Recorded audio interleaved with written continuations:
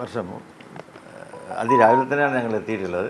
ഫാദർക്ക് മറ്റെവിടെ പോകേണ്ടതെന്ന് പറഞ്ഞപ്പോൾ ഏതായാലും ഒരു കൂടിക്കാഴ്ച, സന്തോഷത്തിൻ്റെ ഒരു കൂടിക്കാഴ്ചയാണ്. പ്രത്യേകിച്ച് ഈ സുദിനം എന്നുള്ളത് യേശുവിൻ്റെ ജന്മദിനം, സ്നേഹത്തിൻ്റെ ജന്മദിനമായിട്ടാണ് അതെല്ലാവരും കാണുന്നത്. ലോകമെങ്ങുമുള്ള സമൂഹം അത് മനസ്സിലാക്കുന്നു, ആദരിക്കുന്നു. ലോകമെങ്ങും ക്രിസ്മസ് വളരെ സ്നേഹത്തോടെ ആഘോഷിക്കുന്നു. കേരളത്തിലാകുമ്പോൾ നമ്മുടെ ഒരു മതസൗഹാർദ്ദത്തിൻ്റെ കൂടി ഒരു ആഘോഷമാണ് ക്രിസ്മസ് എന്നുള്ളത്. വിവിധ ജനവിഭാഗങ്ങൾ ജീവിക്കുന്ന കേരളത്തിൽ ക്രിസ്മസ് ആയാലും ഓണമായാലും പെരുന്നാളായാലും അത് സമൂഹത്തിൻ്റെ ആഘോഷമാണ്.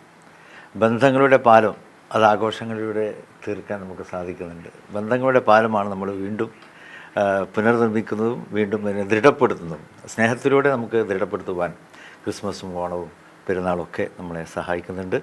ഈ നല്ല ദിവസം ഇവിടെ വന്ന് എല്ലാവരോടും ഞങ്ങളുടെ സ്നേഹം പങ്കുവെക്കുവാൻ സാധിച്ചതിലേറെ സന്തോഷമുണ്ട്. എല്ലാവർക്കും ഹൃദ്യമായ ക്രിസ്മസ് ആശംസകൾ നേരുന്നു.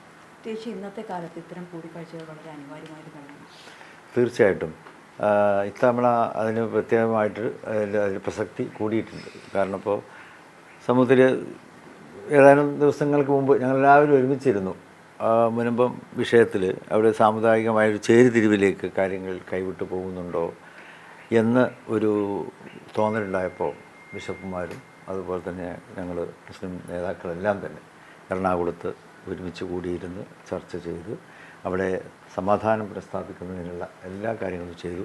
എല്ലാവരുടെയും സഹായങ്ങൾ അതിലുണ്ടായി. പ്രത്യേകിച്ച് ബിഷപ്പ് അവർ അന്ന് വളരെ നല്ല ഒരു എഫേർട്ടാണ് അന്ന് എടുത്തത്.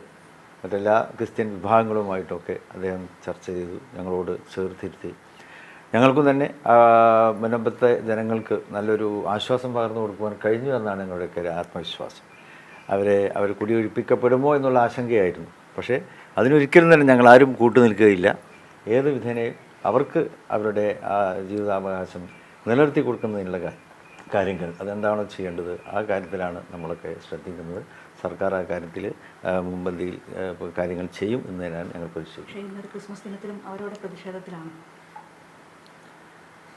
നമ്മളിപ്പോൾ പ്രതിഷേധത്തിൻ്റെ കാര്യമല്ലല്ലോ പറയുന്നത്, നമ്മൾ സ്നേഹത്തിൻ്റെയും സൗഹാർദ്ദത്തിൻ്റെയും അതല്ല. നമ്മൾ എന്ത് പ്രതിഷേധങ്ങളുണ്ടായാലും അത് കൂടിയിരുന്നു കൊണ്ട് ചർച്ച ചെയ്ത് സംഭാഷണങ്ങളിലൂടെ നമുക്കത് പരിഹരിക്കുവാൻ കഴിയും. സംഭാഷണങ്ങളെ പരിഹരിക്കാൻ കഴിയാത്ത ഒരു പ്രശ്നവുമില്ല. ഡയലോഗ്സ്, പരസ്പരമുള്ള ആ ഡയലോഗിലൂടെ നമുക്ക് ഏത് കാര്യത്തിലും പരിഹാരം ഉണ്ടാക്കാൻ പറ്റും.